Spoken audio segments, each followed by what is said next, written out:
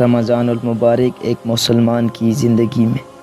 Training period کی حیثیت سے کام کرتا ہے، جہاں پر ایک مسلمان کو ایک مہینے کے اندر باقی مہینوں کے لیے تیار کیا جاتا ہے۔ رمضان المبارک اپنے تمام تر رحمتوں، برکتوں اور مغفرتوں کا سرچشمہ لے کے ہمارے بیچ جلوہ فگن ہوا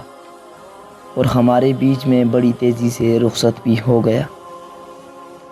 یہ مہینہ مسلمان کو عملی اور ایمانی طور پر بلندی عطا کرتا ہے،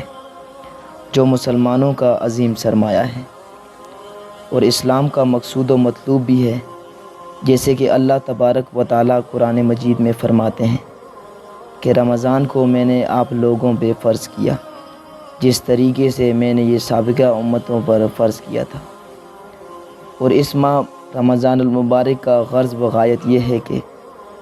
حصول تقویٰ ہو، تاکہ اس کے اندر کی سوچ سمجھ، اخلاق، کردار سب بدل جائیں اور رمضان کے بعد صالحہ زندگی کا حامل اور اسلام کی تعلیمات کے مطابق ہو۔ یہ وہ مہینہ ہے جس میں اعمال کا درجہ بڑھا دیا جاتا ہے، شیطان جکڑے جاتے ہیں اور ہر طرف رحمت کا نور چھایا جاتا ہے۔ رمضان المبارک ایک مسلمان کی زندگی میں ٹریننگ پیریڈ کی حیثیت سے کام کرتا ہے، جہاں پر ایک مسلمان کو ایک مہینے کے اندر باقی مہینوں کے لیے تیار کیا جاتا ہے، جس کے اعمال اور جس کی ایمانی قوت کو بڑھا دیا جاتا ہے اور جس کے اندر کے نفس کے شیطان کو بند کیا جاتا ہے اور ایمان کی صلاحیت پروان چڑھتی ہے۔ اس مہینے کا ہر ایک لمحہ رحمت، مغفرت اور برکت سے پرنور ہوتا ہے۔ جہاں شیطان بند ہوتے ہیں تو ایک انسان اپنی ایمانی صلاحیت کو نکھارتا ہے، قرآن کی تلاوت کا اہتمام کرتا ہے، فرض نمازوں اور نوافل کا اہتمام کرتا ہے۔ اس مہینے میں ایک روزے دار سحری اور افطاری کرتا ہے اور دن بھر بھوکا رہ جاتا ہے۔ دن میں وہ گرمی کی شدت سے پیاس کا برداشت ہونا اس کے اندر تقویٰ کے حصول کا ذریعہ بن جاتا ہے۔ اس ماہ رمضان المبارک کا غرض یہی ہے کہ انسان اپنے نفس پر قابو پا لے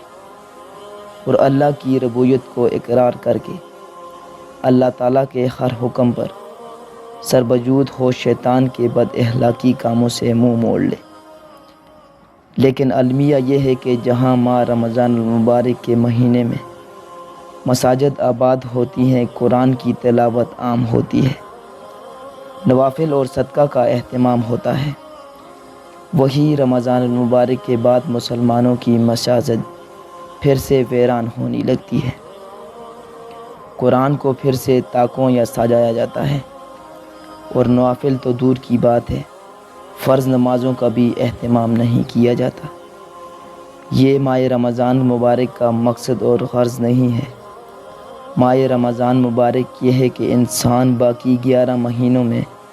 اپنی زندگی کو اسی طرح سے گزارے جس طرح ماہ رمضان المبارک کے مہینے گزر رہی تھی۔ ماہ رمضان المبارک میں اس بابرکت کلام کو نازل کیا گیا جو انقلاب اور علم و حکمت سے سرشار ہے، جس کتاب میں دنیا کی تقدیر پنہاں ہے، جس کتاب کے ذریعے سے ایک انسان کو فرشتوں سے اعلیٰ مقام عطا ہوا۔ اس قرآن مجید کو ہم پھر طاقوں پر سجا لیتے ہیں، اس قرآن مجید کو پھر اگلے ماہ رمضان کی تلاوت کے لیے ہم غلاف میں بند کر دیتے ہیں۔ لیکن امت مسلمہ کو یہ زیب نہیں دیتا کہ وہ اس کتاب کو غلاف میں رکھ دے اور عطر کی بارش کرے، بلکہ اس کتاب کے مطالعہ کرنے سے انسان کی زندگی اور اخلاق میں خوشبو آنی چاہیے۔ یہ وہ کتاب ہے جس میں ہماری کامیابی کا راز مضمر ہے۔ ہم اس کتاب کا مطالعہ کرنے سے اپنے خالق حقیقی کا قرب حاصل ہونا چاہیے اور اپنے مقصد وجود کو سمجھنا چاہیے، کیونکہ یہ وہ کتاب ہے جس میں بتایا گیا ہے کہ تم ایک بہترین گروہ جس کو لوگوں کے لیے نکالا گیا ہے تاکہ آپ اچھائی کا حکم دیں اور بدی سے لوگوں کو روکیں اور اللہ پر ایمان لائیں، تو اس امت کو زیب نہیں دیتا کہ امت مسلمہ کے افراد اس قرآن مجید کی تلاوت تک ہی محدود رہے۔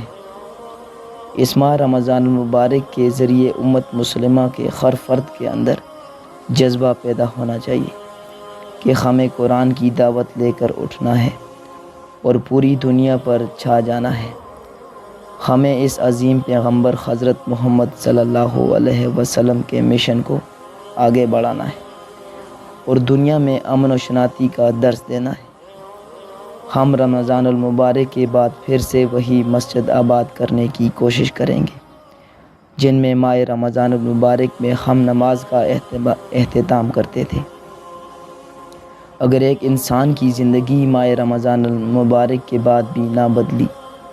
تو محاسبہ کرنا چاہیے کہیں ہم ان لوگوں میں تو نہیں جن کے لیے حضرت محمد صلی اللہ علیہ وسلم نے آمین کیا تھا اور حضرت جبرائیل جو کہ فرشتوں کے سردار نے بدعا کی تھی،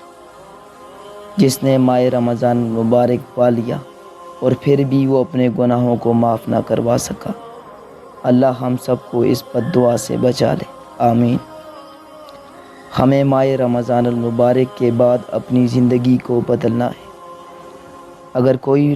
رمضان مبارک سے پہلے غلط کاموں میں پھنسا ہوا تھا، پھر ماہ رمضان المبارک آنے کے بعد اس نے چھوڑ دیا اور پھر مبارک کے بعد اگر ان کاموں کا دوبارہ سے اس نے اہتمام کیا تو یاد رکھنا چاہیے کہ رمضان المبارک میں بھوک اور پیاس اور رات میں نیند حرام کر کے علاوہ اور کچھ حاصل نہیں ہوا ہے۔ اہل ایمان کو چاہیے کہ ممنوعات سے مکمل گریز کریں اور شریعت کا پاس و لحاظ رکھے۔ وہ چیز جن پر صرف صبح شام تک پابندی تھی، جب ان پر اس قدر سختی سے عمل کیا گیا اور پورا مہینہ اس پر مشرک ہوتا رہا، ہاں تجھ پر ہمیشہ ہمیشہ کے لیے بند شاید کی گئی۔ اسی لیے آخر پر یہی گزارش کرنا چاہوں گا کہ ہم سب کو اپنی زندگیوں کے اندر یہ محاسبہ کرنا چاہیے کہ میری زندگی کا رخ کس طرف جا رہا ہے۔ کیا میں اس فرض منصبی کو نبھانے کی کوشش کر رہا ہوں جس کے لیے میرا وجود اس فانی دنیا میں بھیجا گیا، یا میری زندگی اس ویران جانور کی طرح ہے جو دن میں جہاں سے چاہے کھاتا رہے اور اپنا پیٹ بھرتا ہے، جس کی نہ کوئی ذمہ داری ہوتی ہے اور نہ کوئی مقصد ہوتا ہے۔ اللہ ہم سب کا ماہ رمضان المبارک قبول فرمائے اور ہمیں اپنی زندگی میں اسلام پسند زندگی گزارنے کی توفیق عطا فرمائے اور قرآن کے ہر حکم پر لبیک کہنے کا حوصلہ عطا فرمائے، آمین یا رب العالمین۔